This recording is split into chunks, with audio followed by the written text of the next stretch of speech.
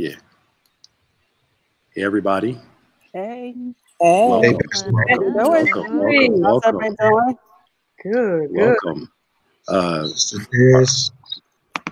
Yeah. And Sister June on here. No, right? Right. Look at that. God is moving. It's a special day. It is a special day for the recap. We're in high cotton today. Yeah. I'm a little nervous. I'm right now. I'm a little nervous. Why are you nervous? Oh, we got the heavy hitters here today. You know, You'll be all right. Past it. All on you. We having fun. Yeah. We having fun. We having fun tonight. Yeah. All right. Got Kevin Johnson up in here. Oh, thanks, Bishop. Right. We're so honored to be in your glory. I know, right? I'm going to share the same screen with them. Oh my goodness. Thank you, Bishop. Literally sharing the same screen. I'm telling you something else. they have him in a cornerstone spot too. I know, right? I see your background working. I try to live up to Bethany's expectations. Bishop set high standards for us at Bethany, so for everything looks right on the page. All right. Kevin is bougie. That's trust me. Ain't nothing wrong with being bougie. Ain't nothing wrong with being bougie. Nothing wrong with that. I'm not saying anything wrong with that. He bougie. That's a nice way of calling us nerds, Pastor Nick. I know I'm a nerd. No. Yeah, I'm a whole dork. It's Kevin's bougie. That's all. He's not nerd. He's married. He's bougie. Okay. Well, let me start off by saying thank you to everyone that's tuning in right now. Please share, comment, and everything. As you guys see, we have some special guests here today that I'm so excited to talk about. We have so much to cover, but I want to say thank you to Bishop for joining us, Pastor Nick, Pastor P, and Sister White. We have on the chat now. So as you guys know, we are streaming on all June. As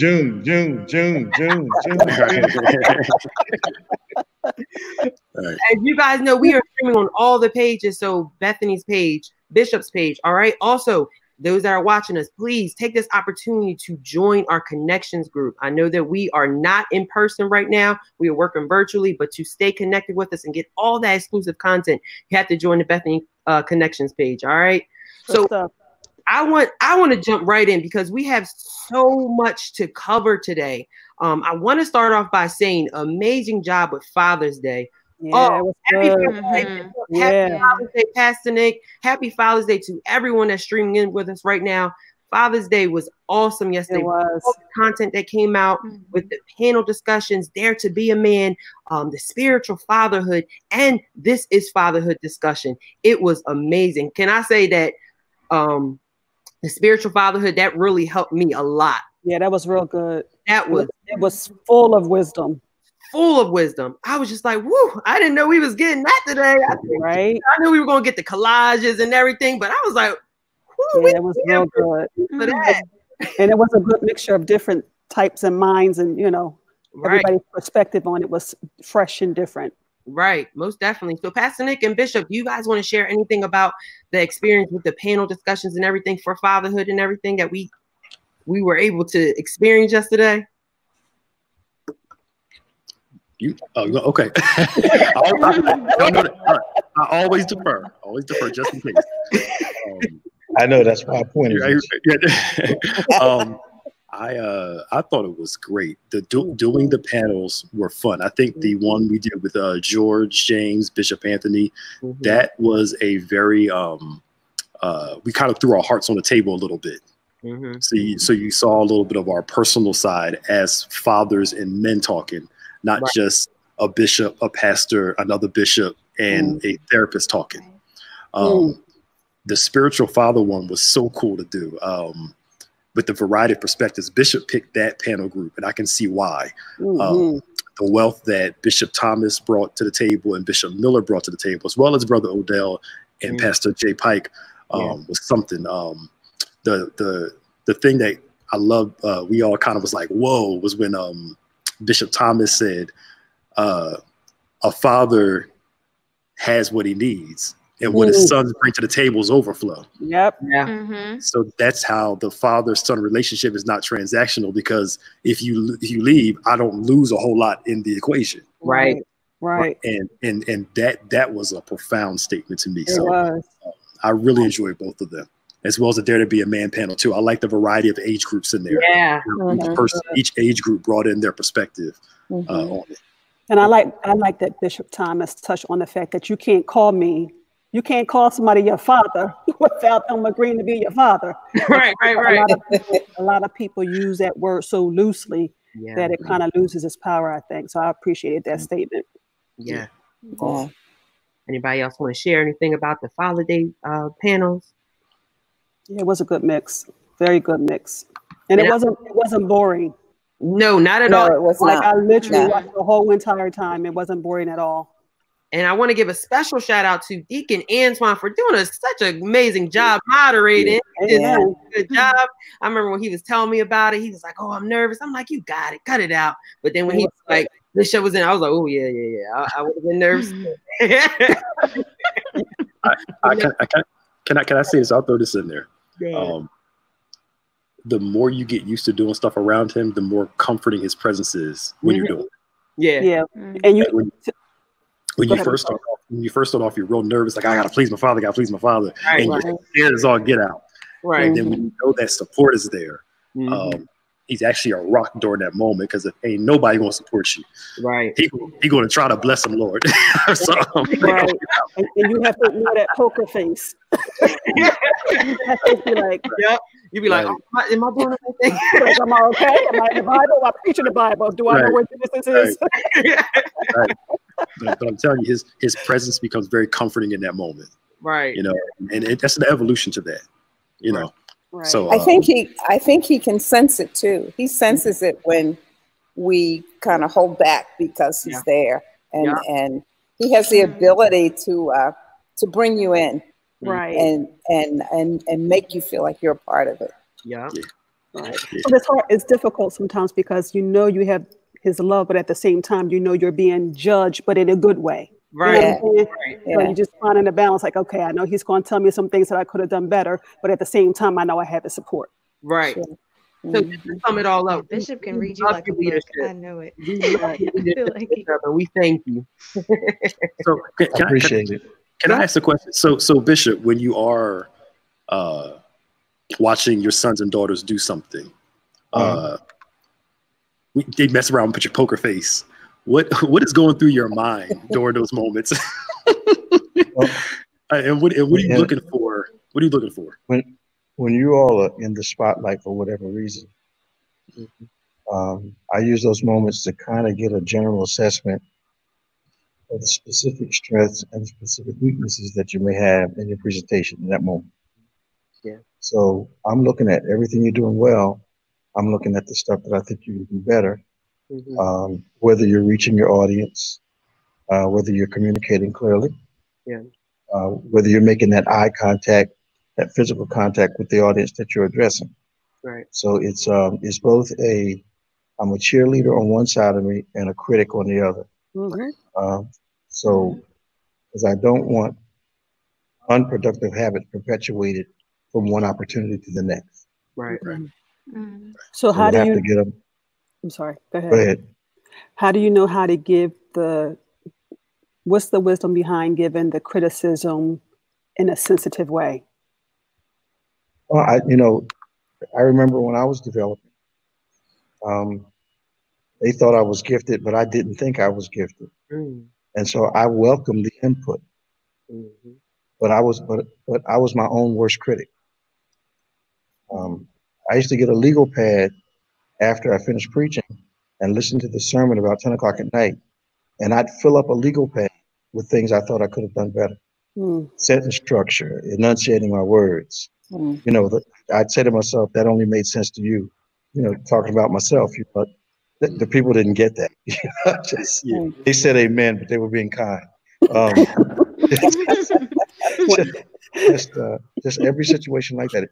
I even go back and watch TV interviews to see, do I look correctly? Am I sitting correctly? Are my hands and my legs in the right place? And just a total presentation. Right. Because the screen and audiences are real unforgiving. Yeah.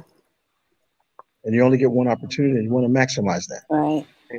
You know, but then the hard part is understanding where you need to improve and not letting that hinder you during your next opportunity. Right.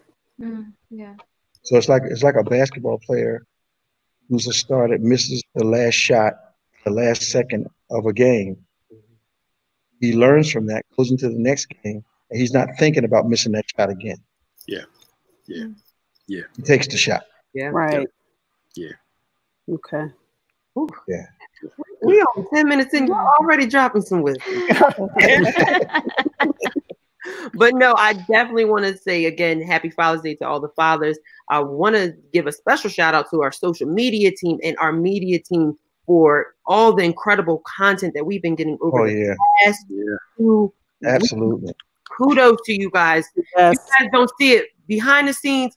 We have people working hard, just working in the kingdom to give you this great content to stay connected during this time. So this is a great segue just to go into the incredible week we just experienced with Power of God 2020. You go to Bethany, you know how important Power of God is. It is like the festival of all. It's like it is everything. It's like you get everything ready. You take off from work.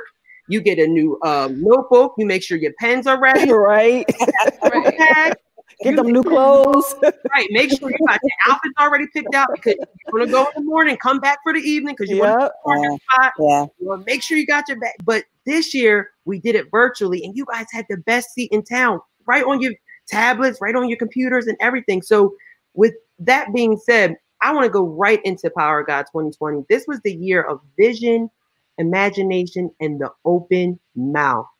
What an incredible title, especially for this time period that we're in, right?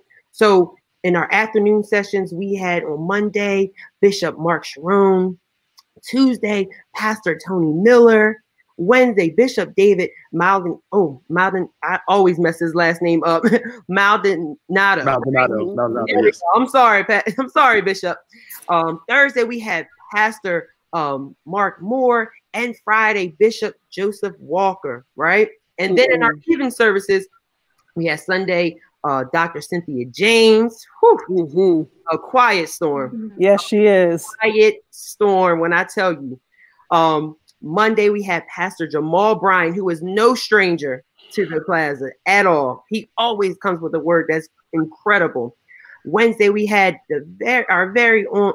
Oh, I'm sorry. I skipped Tuesday. Tuesday, we had Pastor John Hanna, right? Wednesday, we had the best pastor in the whole entire world, Bishop David G. Evans. Woo! Man. Thursday, we had Dr. Bill Winston, another quiet storm. You look at him, you be like, oh, he ain't about. But he gives you a word. He'll read you from A to Z. He gives you a word, right? And then Friday, we ended it off with such an incredible, every time this man comes, I get chills. Prophet Daniel Amate, right? So this year was such an incredible time, even though we looked at previous sermons and everything from Power of God, the word still hit. It still was such an incredible time. So I want to ask you guys, not just this Power of God, but all the years of Power of God, especially you, Pastor P. What is the most memorable moment of Power of God for you? Oh my God. It kind of, unfortunately, because we do it so often, they kind of all run together. But what I look for at the end of the day or at the end of the conference is that we have been spiritually successful. Yeah. And also financially successful. Because we still got to pay the bills. Praise the Lord. Salvation is free. Ministry costs. Right. So I'm looking for both ends of those equations to be met. But it's just so gratifying to hear the positive feedback of people that have attended year after year, or even first year, second year. It's so rewarding to hear the positive feedback. And I was really feeling some kind of way that we weren't able to meet live this year. I mean, I was literally like, dang, this building's supposed to be running over with people. And but that's just going to make the next one even that much more greater. Right. Awesome. Sister Des, would you like to go on? Your most memorable moment in Power God? So I think the first time that I saw Prophet Daniel, because this would have been my third Power of God service, and so when I first watched, like when I first watched him preach, I was just like, wait a second, this man is that, because that's the first time I've ever encountered a prophet. So I was just like, wait, is he actually saying people and like calling people's names out and all that? I was just like, wait a second, hold on. And they're like, yeah, my mom's name is Cynthia this or whatever, and I'm just like, wow. It was so bizarre to me. I had never experienced anything like that, and for it to actually be truthful for a lot of things that he was saying, and like it wasn't like fraudulent or skeptical or anything happened. Like it was actually God moving, and it was my first time ever experiencing anything like that. So that was definitely something crazy. So now every time he does come, I'm like, wait, what is he gonna say now? Who's he gonna tell their life to now? Yeah, he ain't no joke. Sister White, would you tell us about your most memorable moment of Power of God? Every night, and I know that we all have our favorites, but I have to tell you, the prophet really does blow my mind. It's like when I go home, I can't relax because I'm saying to myself, did he really say that? It seems like for someone to be so empowered by the Holy Spirit like that, it just blows me away. Right. Awesome. Pastor Nick, now being on the other side, what's your most memorable moment from Power of God? This year was the pre and post discussion. Yes. I thought that was pretty cool, connecting to people like that. Yeah.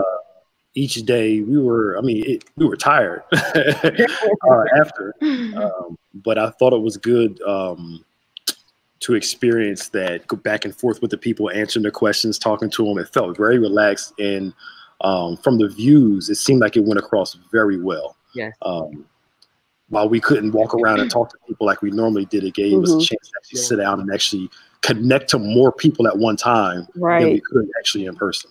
So that was my favorite part.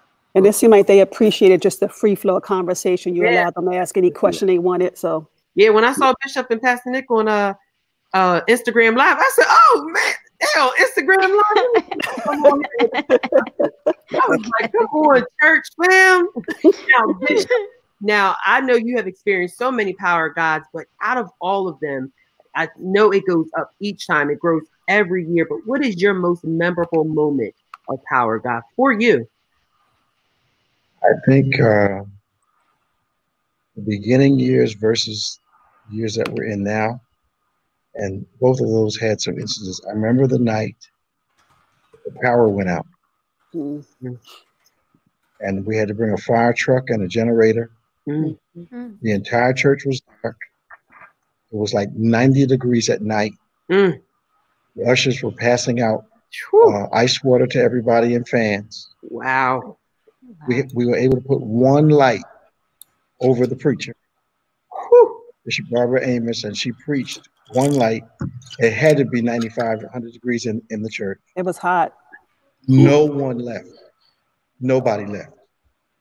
And it was an amazing service. And it was one of the best videos we ever shot. Wow. Oh, wow. With no power available at all. And I remember Sister Miles and the rest of the hospitality committee taking ice water to people in pitchers, and it was the pressure of the moment. The next thing that happened, I think, was the first time we had one here, and how I was concerned about people coming, and God blessed it, came from all over, and it's always been an unusual meeting. It's the only 6-night, 5-day church-based convocation in the country. Yep. And we didn't know that. I asked Reverend Prescott a couple of days ago, did she ever see this in general? And she said, no, I didn't. Who did I think that we'd be the #1 convocation? No, that's not what we did when we started it. One other thing that really catches my mind is when Reverend fired the convocation staff. That was when she took over. Can Let me know when it's my turn. No, Let me know when it's my turn to speak. Be quiet. Let him talk. Be quiet. It was blood in the hallways. I'm telling you. Wow. But she did what she had to do. Yeah. Yeah. If she hadn't, we wouldn't be where we are. Wow. Well, Pastor P, you want to go in and talk about that? Yeah. So what happened was back then, let me be politically correct. I had inherited a team. Okay. I had inherited a team. So mind you, I got hired.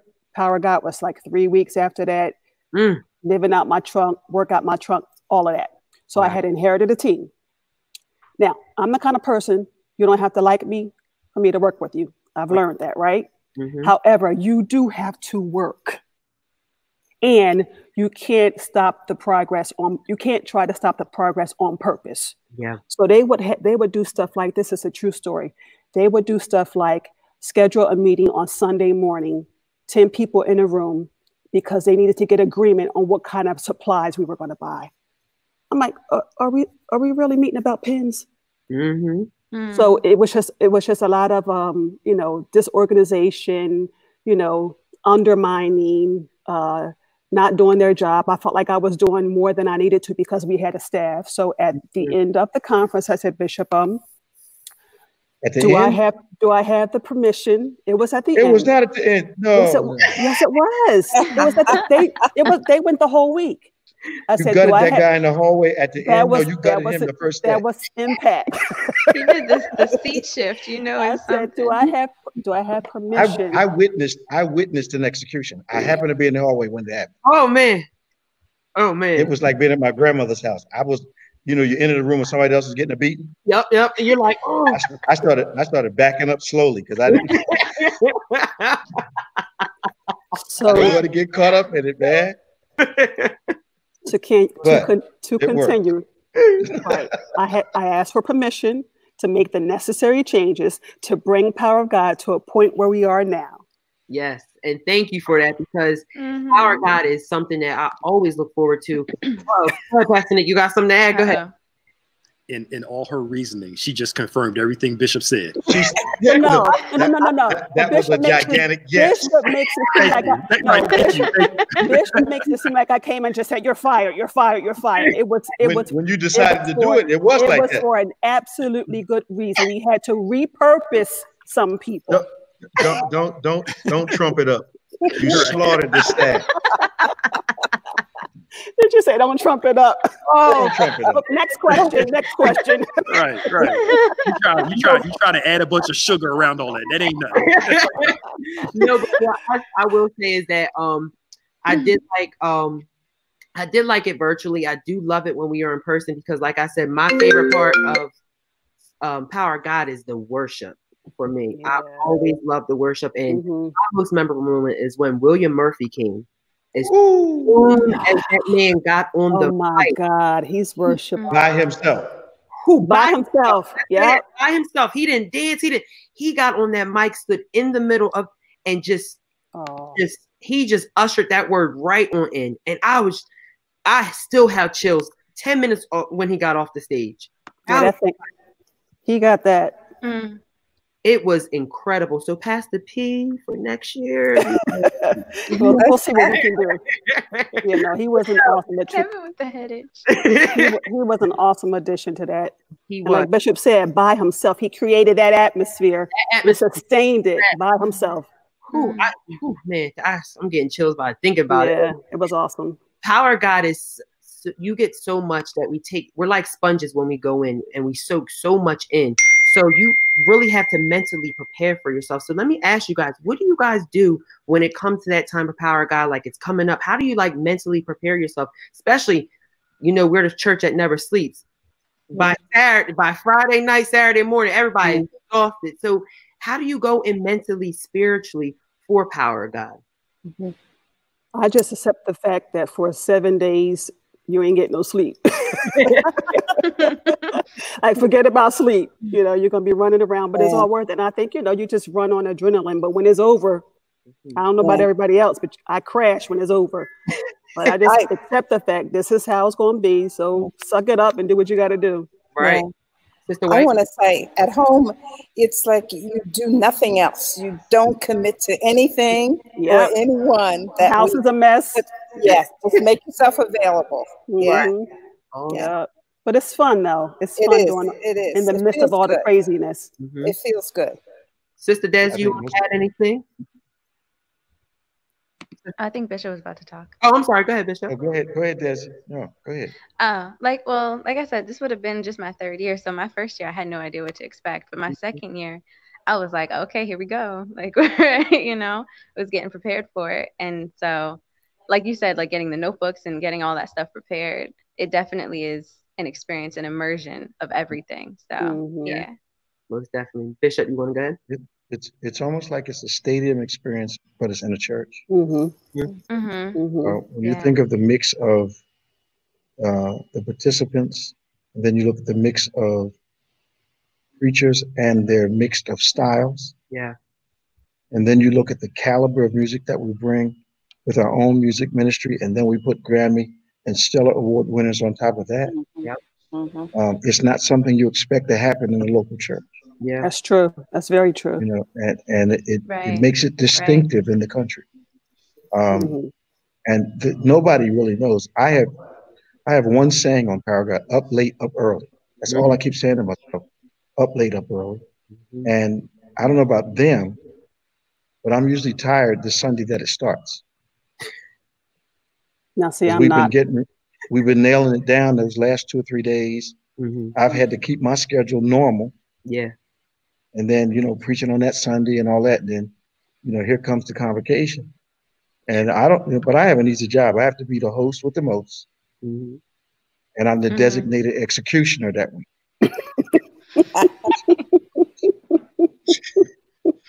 She takes her axe back, gives it to me, takes it back Friday night after the convocation.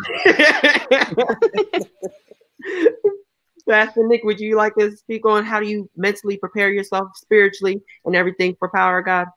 I think the thing I love the week before POG starts, a few weeks before, you feel something change in the atmosphere. Like you could feel something coming. Then that Sunday morning, it's on. And by the time that Sunday night hits, you're rock and roll ready, expecting God to do something. God is always moving through this building, but it's something special about that week, man. It's just and leading up to it, you can feel it. That's my favorite part of it, and that helps with the tiredness and all that good stuff like that.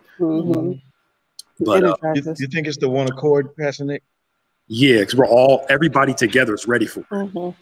From all geographies.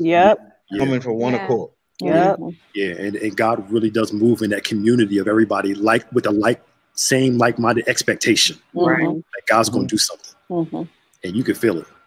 Yeah. Now people can't wait to get here. Right. Now, like I said, Power of God was virtually this year, but it was still impactful. It still had the same feel, even though, we were not in person. But one special thing that I really did enjoy, and I really want to get Pastor Nick and Pastor P's and Bishop's, opinion on this, is that we had a panel discussion on Wednesday from pandemic to pandemonium. What incredible panel, where it was just a special discussion on the coronavirus pandemic, the state of social injustice, and how we must respond as a church as a whole, right? So Bishop, Pastor Nick, and Pastor P, how important was it to make sure you had the right people on the panel to deliver this word to, us as a body, as a church, as a kingdom, especially with everything that's going on in our society? I'm gonna defer because Bishop and Pastor Nick.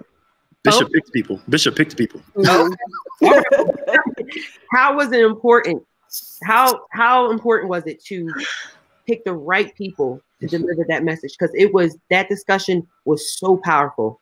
And I think it was balanced too. It was balanced. It was straight to the point. What we wanted as Christians, what we wanted to hear, and how we should feel during this time, and how we should handle this. So, Bishop, how important was that? I think if we had the convocation, whether live or virtual, and not addressed the present issues, we would have been partially out of the will of God. Yeah. We would have come together. we come together, but we would not have addressed the things that people are going through right now. Yeah. And I think we would have been at fault in that. I, for one, it wasn't my idea. I think it was Pastor Smith's idea. It wasn't my title. It was Reverend Prescott's title. Mm-hmm. All I had to do was tell the people I got the people. But they structured it, and I fit in where they had me fit in, and they let me moderate it. So I was able to.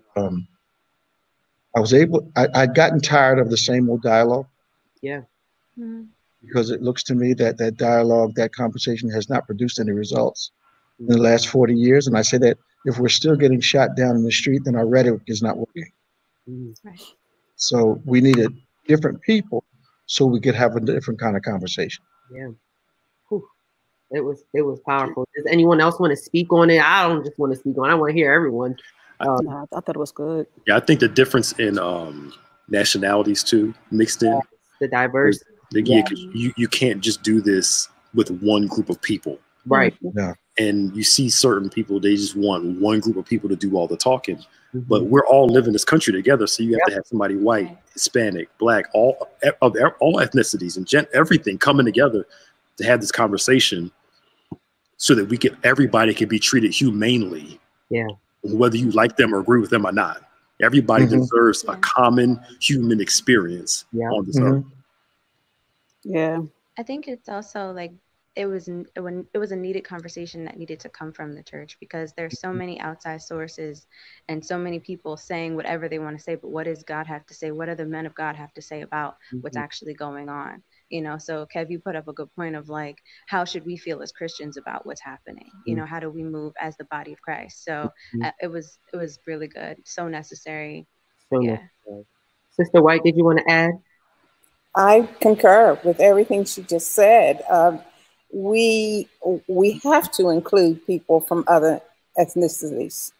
It's so important to get the opinion because they feel it too. They're looking for ways to speak with us, and it's time for us to allow them to express what it is they're feeling, because then with the feedback, sometimes the light comes on.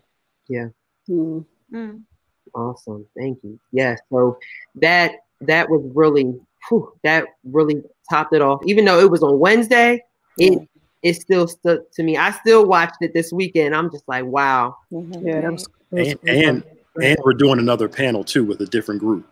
Okay. Awesome. Speaking of, we got to talk about everybody on the group, Bishop. I think we talked about it already. We did. We just have to add one person. We got to add one person. Okay. Yeah. It's going to be the same. They keep proving my point. They keep proving my point. Tell me what to do and I'll be there. It's going. I'm the wrangler. I get the herd together. That's what they usually do. Yeah, I think we need one more person. Then we're going to do like a part 2 to it. Wow. And get another perspective. Yeah. And hopefully we can, because Pastor Bryant said it so clearly. This is the first time that the church isn't at the helm of a civil rights movement. Yeah. And we need to be a voice up there to bring the God perspective, the spiritual perspective to the equation. Because if I can say this nicely, there are some groups that are trying to divert the movement into something else than what it is. And I think we need to bring that side in there too, to make sure it's focused on where we're trying to go. Yes. 100%. So see, Bethany family, y'all that are tuning in, y'all got the special announcement. We're getting another panel. Part 2 coming. Part 2 is coming. Stay tuned, right? So, like I said, Power God, it happened virtually. It was still incredible with the panels, past sermons that were preached, still hold weight till today, no matter what's from 2014, 2008, it's 2020, and it's still relevant. Still relevant today's world. So I want to say thank you to Pastor P and everyone on the Power God team. That was such an incredible time. Thank you for allowing us to still experiencing it virtually, right? So, we, like I said, we have a lot to cover. So I want to get right into the Encounter Sunday. Wow. Let's talk about how Bishop brought in the power of faith. Yeah, man. Bishop started us off in Hebrews chapter 11, where he talked about how some words that will help us get to the power of faith are expectation, confidence, and believing, right? Without expectation, faith does not work. Without confidence in God, faith does not work. Believing that all things are possible, you know, is what you need to do. So, Bishop, when you talk about these three words, I just want to start right there with our panel. Why is it so important to have expectation, confidence, and believing, especially in the kingdom and your kingdom assignment? I think that what the Lord was doing when he showed me that was that we knew the word faith. Yeah. But we needed to feel what faith was supposed to feel like. Yeah. I know what it feels like to be expected.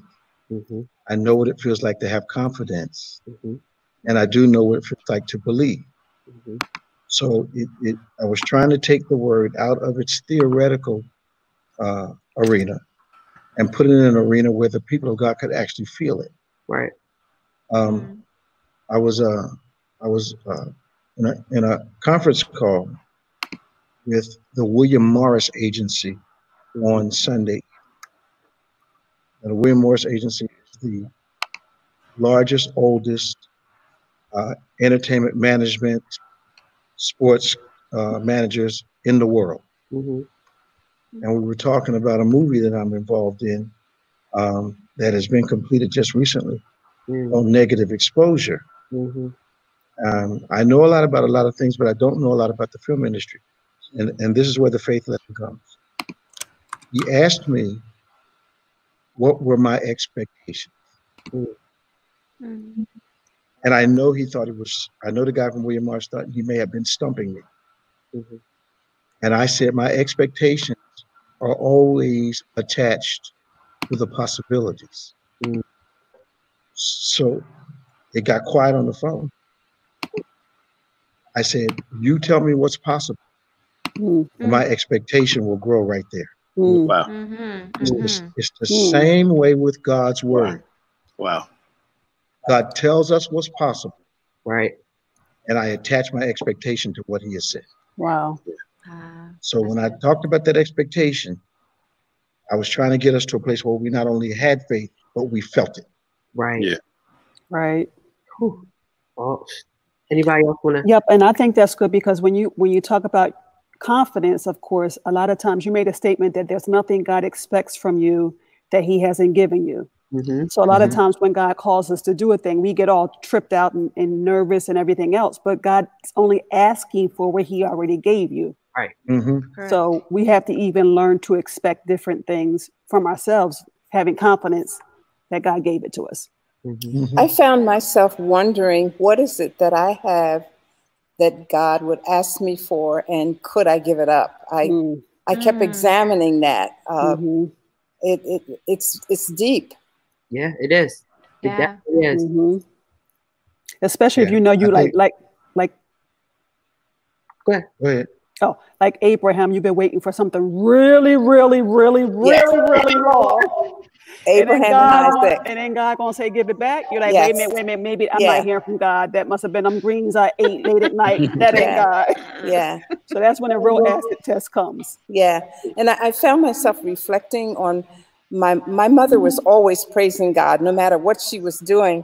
Even if she were pressing my hair, she was praising God.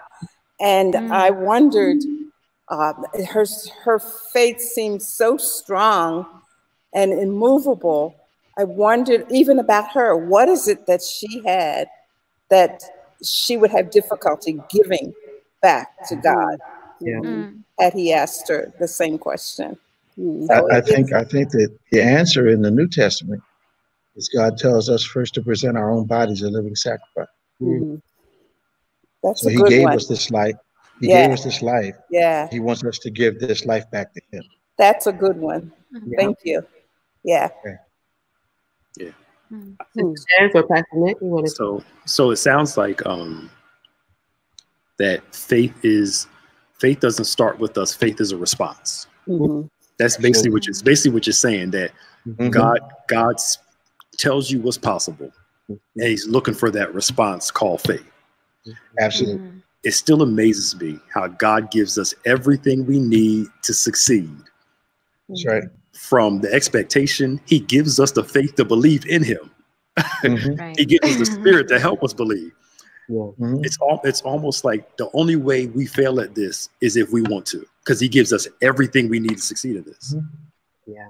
And that just continually amazes me about God, that he says, I give you the faith to believe in me. Yeah. That's what I get. Is it Romans that said he freely gives us all things? Yes. Under the banner of what we will become? All things working out. One day we're going to be glorified. Yeah. I'm going to give you everything you need to be glorified. Right. Yeah. Yep. I think it's just amazing. Yep.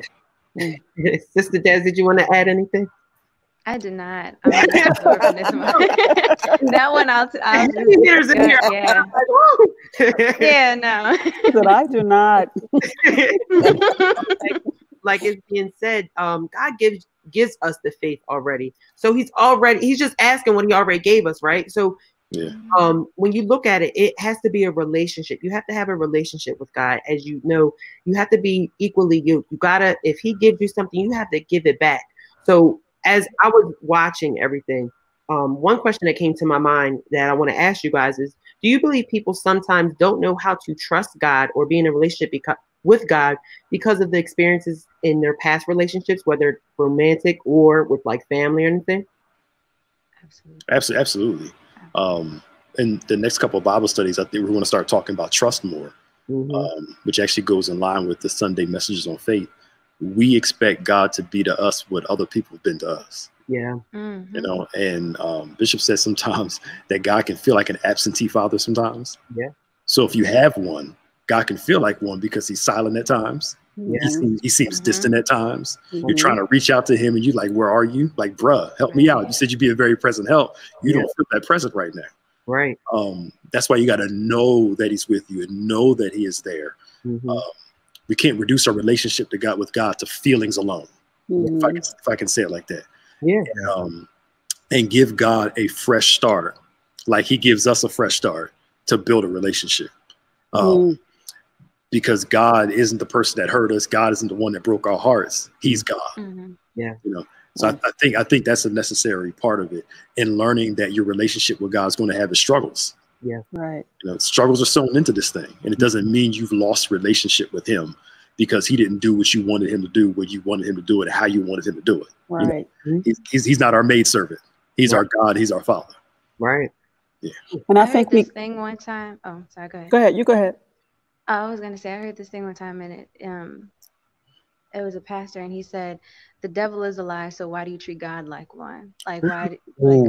And so it's like that whole that statement really hit me, because I'm like, okay, I really put everything. I put the things that I look for, and the things that other people have done. People have hurt me. I look at God in those ways, like, you're going to do the same thing. You're going to continue to, you're not going to show up the way I need you to show up, you know? And it's like, God says, no, I'm here. I'm available. Even when, like Pastor Nick, you just said, even when you are absent, you're never really absent. It's he's giving you space to kind of figure things out, to kind of like push towards him more, seek him more, you know? So that chase really has to be a chase where when you chase after other people and you chase after other things, it's void and it's empty. But when you chase after God, it's like, okay, you're not going to let me down like other people. You're not going to, yeah. Good, Pastor P. I was going to say, I think we get impatient when we go through those periods where we know he's our Father, but we don't hear from him in the time that we think we should. Yeah. I think that's when we get impatient and start getting disgruntled, because we think, okay, you God, how come you can't answer me? I prayed Monday. How come you can't answer me Tuesday? Right. But then there would not need to be faith if he answered us every time we called right away. So I think sometimes we just get impatient, and that impatience takes us off course and makes us second guess, if we're not careful, makes us second guess how much he really loves us. Yeah. Ooh. Ooh, Sister White, did you want to add anything? No. I feel you. I'm loving this. It's all good. So something that Bishop said to me that I was like, wow, I didn't even look at it like that. but Bishop said, if you don't give God what he has given you, it demonstrates that whatever that thing is has mastered you, right? Yes. Through your you are showing that you love the love that he's giving you, that you're not giving it back. So you're showing that you don't love God if you don't give him that, right? So do you feel like that this is the problem with people serving in the kingdom when it comes to their time, their talent, and their treasure? Because they don't know how to give him that love, because they're like, oh, I don't, I can dance, but I don't want to be on a dance ministry, right? Or, I'm an excellent person, so I know how to communicate with people, but I'm not on usher or hospitality or concierge. Do you feel like that's the problem with people when it comes to serving in the kingdom and stuff like that, that they're not really utilizing all their time, talent, and treasure? Is that for me? It's for anyone. Oh. Go ahead, Bishop. Pastor Nick. Sorry, there was an answer on his forehead. I could see there was. So we were talking about, repeat that again. I looked at a comment. You know, I got ADD. I looked at a comment, forgot my phone. So basically, why is it so hard for us to understand? Got it now.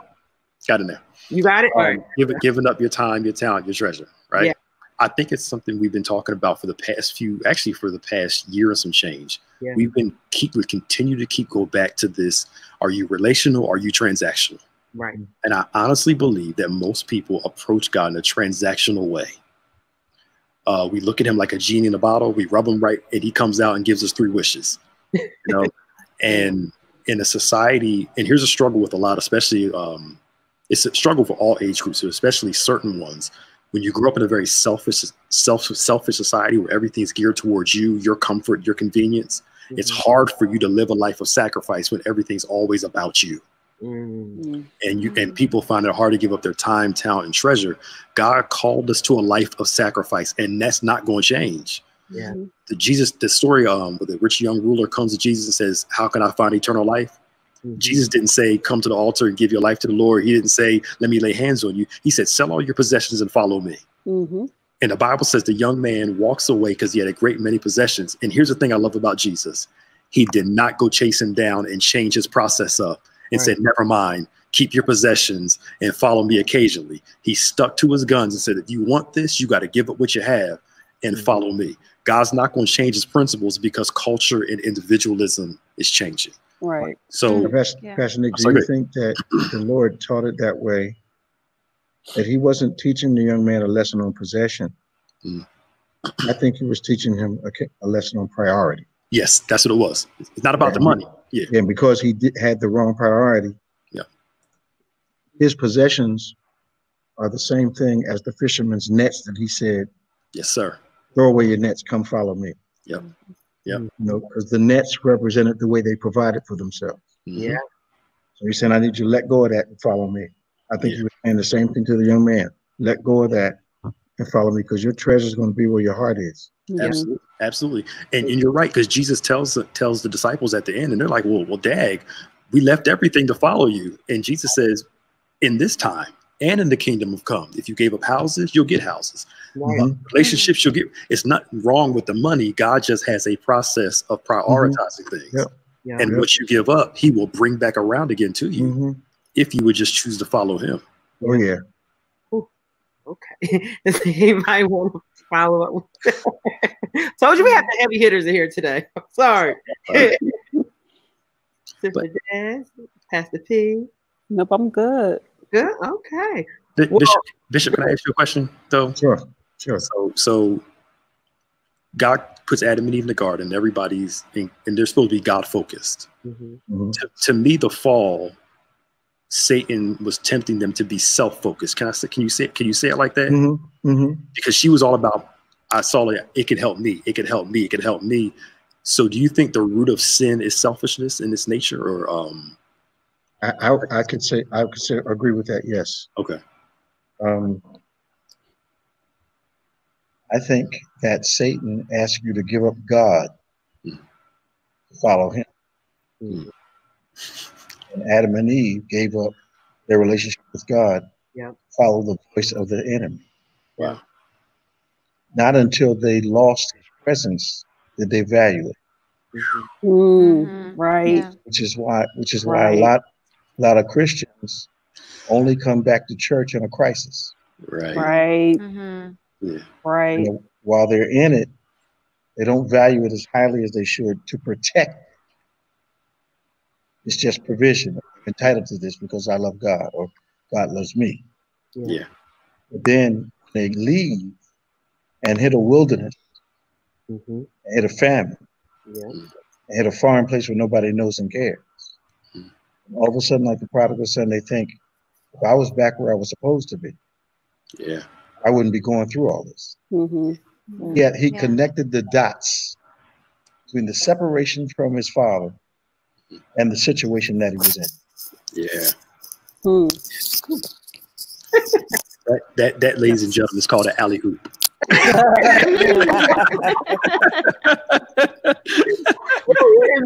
it was good. My notes and everything. Something that we also learned yesterday was about our faith identity, right? Bishop said identity must be secure in this season. You cannot allow the persuasiveness of your circumstances to cause you not to identify yourself or who you are, right? Especially in this kingdom. So, why do you believe that Christians like to be secret agents when it comes to their identity in the kingdom? You know, sometimes you have some people like they're at work and they're afraid to say their grace over their food at lunch or stuff like that. Why do you feel they have that? They like to be secret agents. Bishop, did you want to start off? Fear of rejection. Yeah. Yeah. And what's crazy about that is, I don't know too many people that don't want to be unique. And being in the Lord gives you a great opportunity to be unique in humanity. Yeah.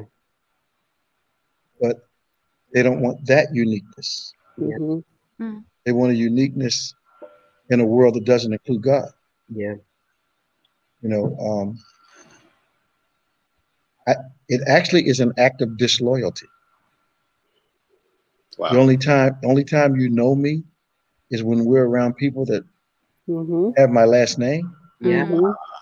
We fear rejection. But when we're in a company of strangers, you act like you don't know me. Right. Right. You know, it's got to be rejection on our part, and he has to see it as a type of Judas betrayal. Yeah. Wow. Wow. You know, because how many times have we denied him circumstantially? Do you think it's fear? Not said our grace when we're at a restaurant. I know, right? Yeah. You know, get a beverage that looks like we're drinking when we're really not. Woo. All of that, you know. Wow. What do you say, Sister White? I was going to ask you, I was thinking professionally, you think it's fear of loss Absolutely. of Absolutely. position and status and job and friends, and that those things are so important to what we think is our survival that we're not willing to take a chance and trust God. Yeah. So, I believe you're right. It's like I believe you're right. I believe that the majority tends to dilute our identity. You know, and I know in my own life, after I got saved, I never allowed myself to blend in. But I made sure I did my work. But I didn't blend in. I didn't go to the parties. Everybody told me I was not going to get promoted that way, and virtually everyone that told me that, I became superior to them. Wow. On the job. So I think when you stand by your identity, watch Moses. When you stand by your identity, God wanted to promote you. Yeah. He promoted him in Egypt. That means in your secular life, God will promote you. Right. If you stick with him, no matter where you are circumstances. Wow. So I looked at it as God, you know, I didn't know anything that much about banking. I was learning every day. But he rapidly, you know, translated my career from one degree to the next.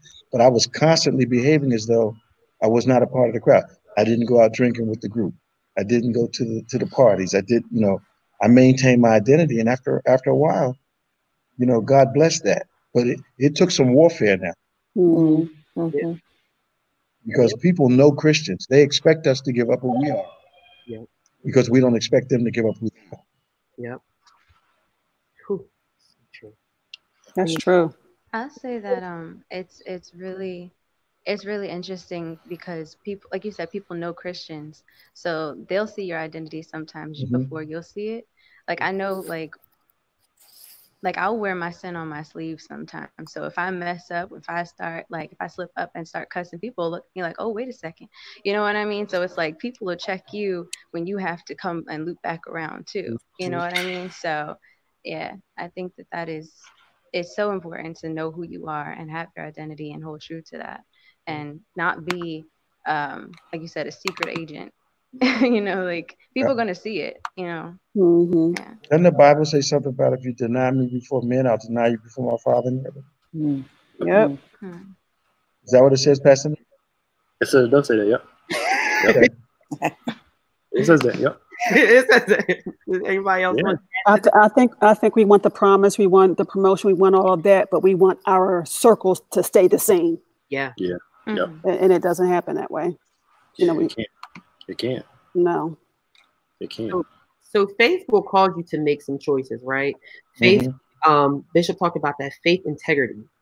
So you have to avoid the season of sin when it approaches, and embrace the season of God. So this is just my opinion. I feel like the last few months with quarantine and everything have been a season of sin because it's given us the excuse of not tuning into church, not sowing into our church, not taking the time to read our Bibles or anything, because I feel like a lot of people have been lazy. So what do you guys feel like these last couple months in quarantine and everything? Do you feel like this has been a season of sin or a season of distraction for some Christians and everything, especially since we are not? I feel like some Christians, we always say it, you know, the church building is just a building. The church is inside of us. But now that we are actually being tested, people are like going crazy, like as if they don't know the church is within them, right?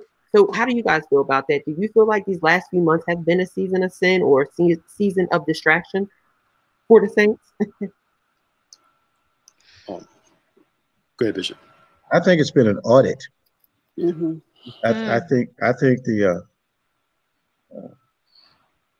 GRS, the God Revenue Service, has been auditing the faith of Christians. That's what I think.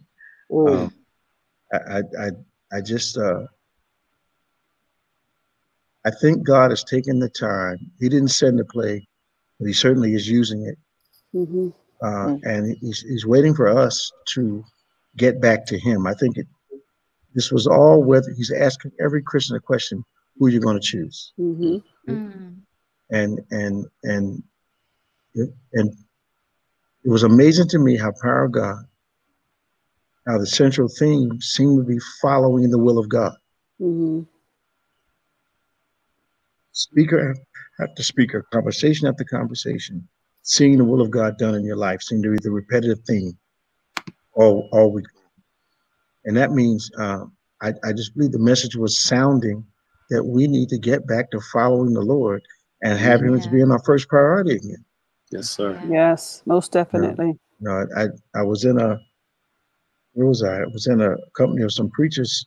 I was on the phone with a preacher, and Saturday night, while I was getting ready for Sunday, and you know, I kind of had to tell him that, you know, your brand has been diluted.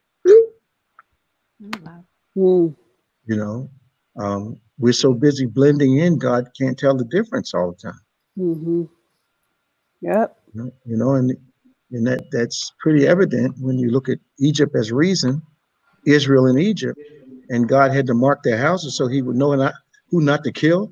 That's pretty sad. Ouch. All y'all looking the same to me. Yeah. So I'm gonna have to put a mark on your house so I don't kill you. It's amazing to me. Well, what I do want to say is that from Power God to Father's Day to this Sunday encounter service has been an incredible experience. Again, shout out to the social media team, the media team. Shout out to Pastor P and her team that she picked to make Power God was good.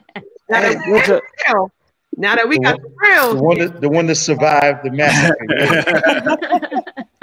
But I do want to encourage you guys to remember, this was just a treat. It's streamed on Bishop's page as well as Bethany's page, but we need you to join the Bethany Connections group. Yes.